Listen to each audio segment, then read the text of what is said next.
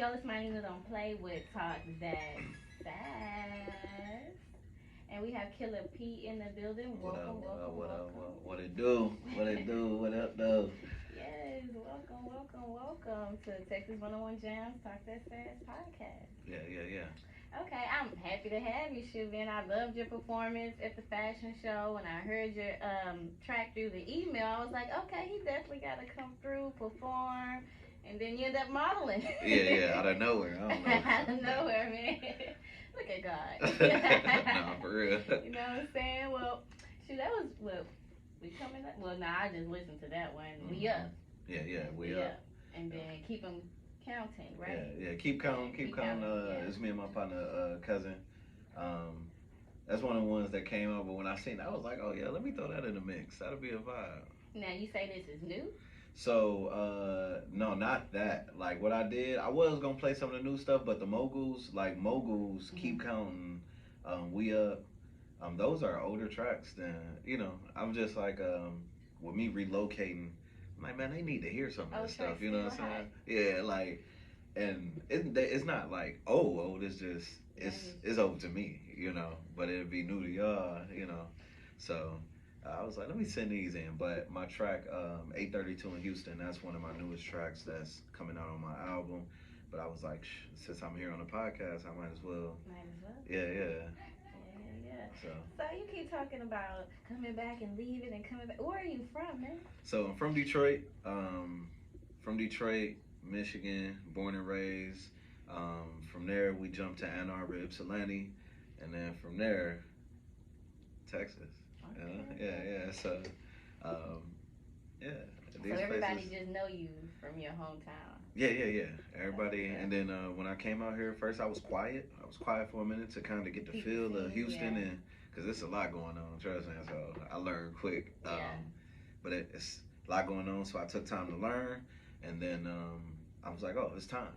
Like now I got what I need. Now I'm about to show them who I really am. Instead of just that cool guy that be, just smiling and chilling. Yeah. So, yeah. Well, do you like it out here? I love it. For real. I don't think I'm gonna leave anytime soon, unless I'm leaving the country or something. If I leave the country, then it's a different ball game. I'm used to people be like, it's all right. Y'all got too much traffic and you gotta pay for parking and all kind of stuff. We gotta turn that on. Oh, it's on. It's on. Look, I said, is that me? That's me. Yeah. We live. Right. At 5 like a giant turkey. But anyway, but you really did a good job at the fashion show, man. Like I feel your music. I can't remember what's the name of that song when you was just like dressed up, looking real sharp. But you was really just lyrical. Let me think. So it was like a video you emailed me with your music. Oh, that's Moguls. Okay. Yeah, that's Moguls. That's one of the ones. I haven't played that one yet. That's one of the ones. Like, I want to start performing it at different events. Like it depends on the room. I can't just.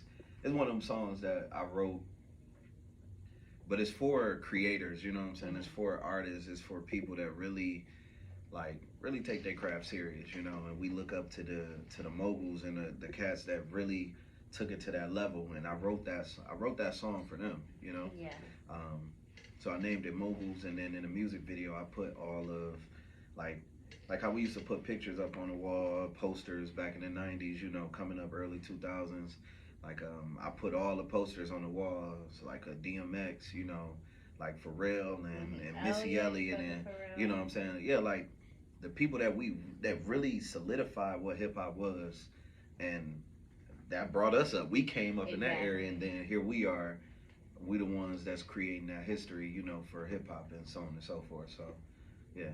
Okay, cool. So I'm gonna ask you, who inspired you with your music? Like, who was your favorite artist growing up in your time? Male or female, doesn't matter.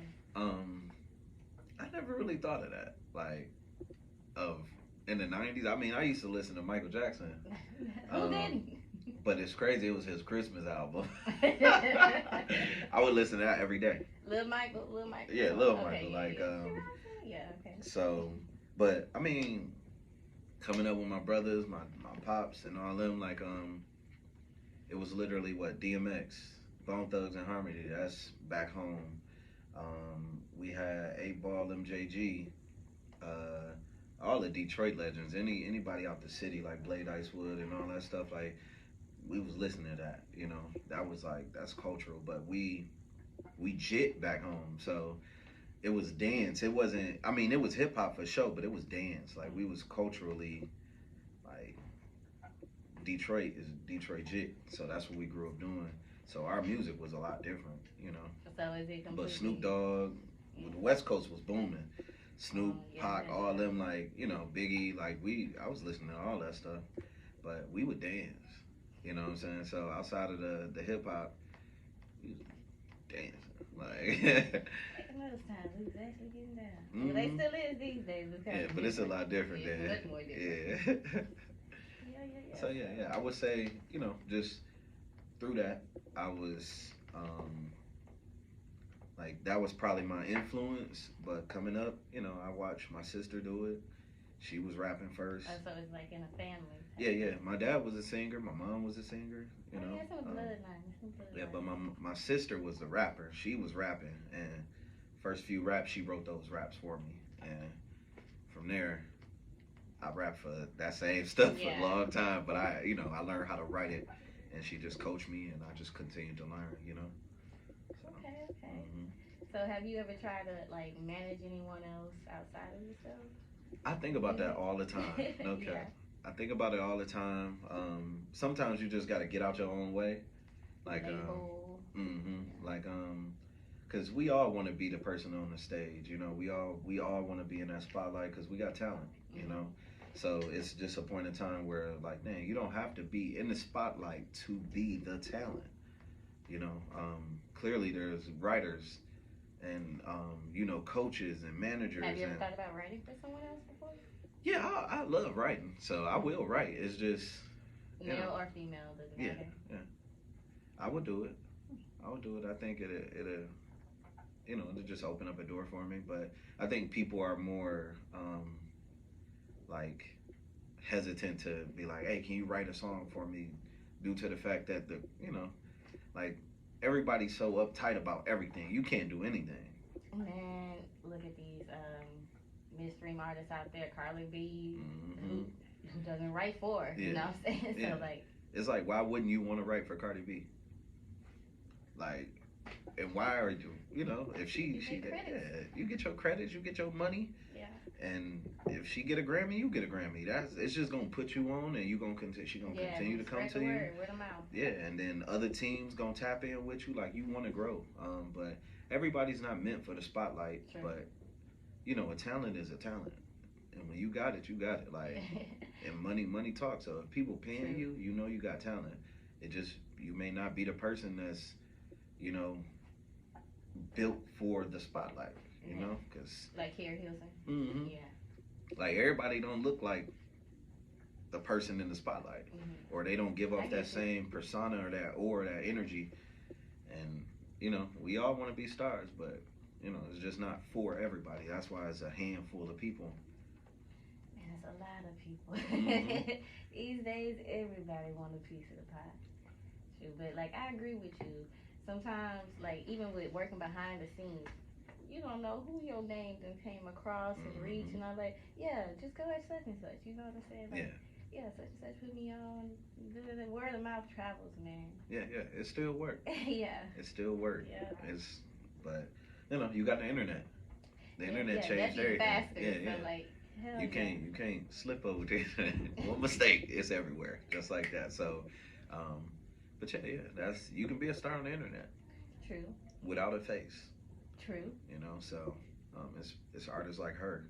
She didn't have a face for a long time, so she didn't take them glasses off for a long time. You never knew who she was, but now you know she's solidified. It's done, and now look at her. She's acting. She was in The Color Purple, right? Yeah. Yeah.